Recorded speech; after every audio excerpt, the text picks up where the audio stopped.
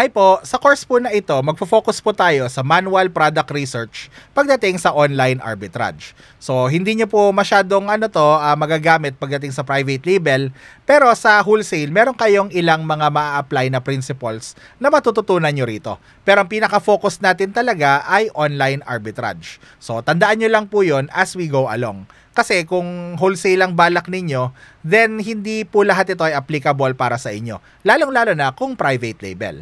Ngayon, at ang tinuturo ko ay manual sourcing. Number one, kasi kung sa tools lang naman, madali lang matutunan yung mga tools na yun. Manood ka lang ng YouTube or meron silang mga help articles or guides or manual, di ba? So, hindi na kailangan gawan ng course yung mga paggamit ng ganong tools.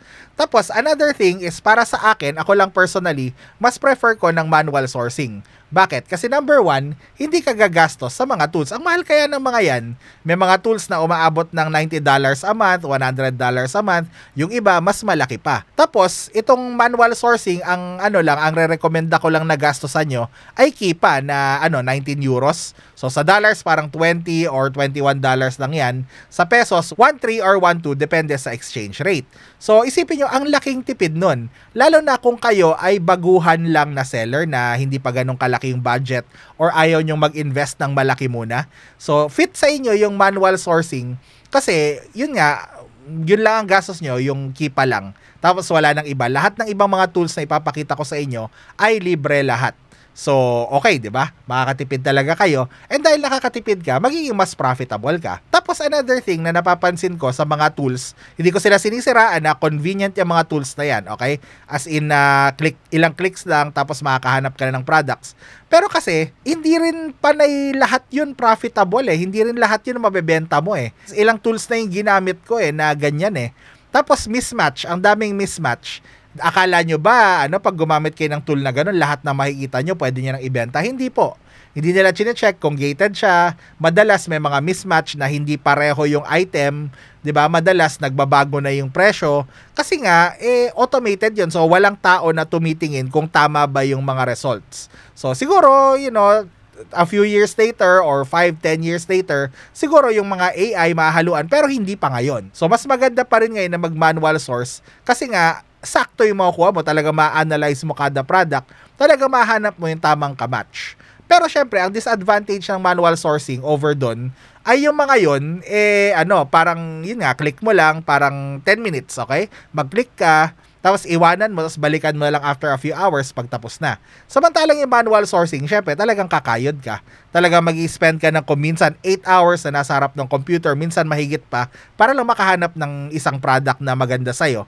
So, mahirap siya, time-consuming, pero para sa akin, it's worth it. Kasi hindi rin siya madaling masaturate kumpara sa paggamit ng mga tools. Kasi napapansin ko pang isa sa mga expensive na mga product research tools for OA, madaling masaturate yung mga listings. Siguro dahil ilang daan yung users, 'di ba? Kundi libo. Tapos syempre, doon sa paggamit ng mga tools, iilan lang yung stores na pwedeng kalkalin. So say 200 plus yan or 300 yan, pero yun at yun lang. Sa manual sourcing, sky's the limit. Ang dami mong pwedeng kalkalin. Yung mga pure na yun lang ginagamit, yung mga tools lang, parang yun na lang at yun yung makukuha na nila ng products. Samantala ikaw na nagma-manual, mas marami kang makikitaan na products na outside ng mga yon na never nilang makikita, di ba?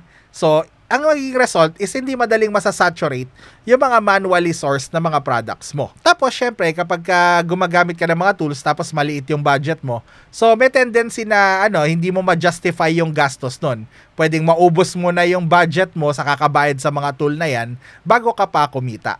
So, at least, pag nagsisimula ka, then ang ire-recommenda ko ay mag-manual sourcing ka muna. Tapos, kung nahirapan ka na, tapos kumikita ka na, then, dun ka kumuha ng mga tools na yan.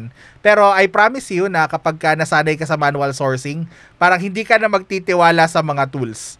Kasi yun nga, yung mga mismatch, makikita mo, maraming ganyan, maraming kulang sa analysis.